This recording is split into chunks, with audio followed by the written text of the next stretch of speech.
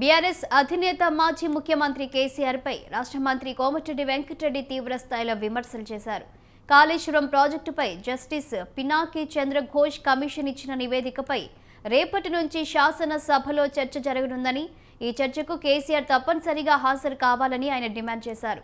కేసీఆర్ సభకు రాకపోతే కాళేశ్వరం విషయంలో జరిగిన తప్పును స్వయంగా అంగీకరించినట్లే అవుతుందని అన్నారు.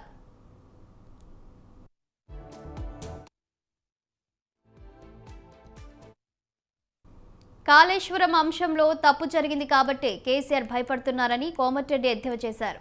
ఆ భయంతోనే ఆయన న్యాయస్థానాన్ని ఆశ్రయించారని ఆరోపించారు. అసెంబ్లీకి రావాల్సిందే, తెలంగాణ ప్రజలకు సమాధానం చెప్పాల్సిందే అని ఆయన స్పష్టం చేశారు. కేసీఆర్ సభకు వచ్చి చర్చలో పాల్గొని ప్రభుత్వ ఆరోపణలకు జవాబివ్వాలని సవాల్ విసిరారు.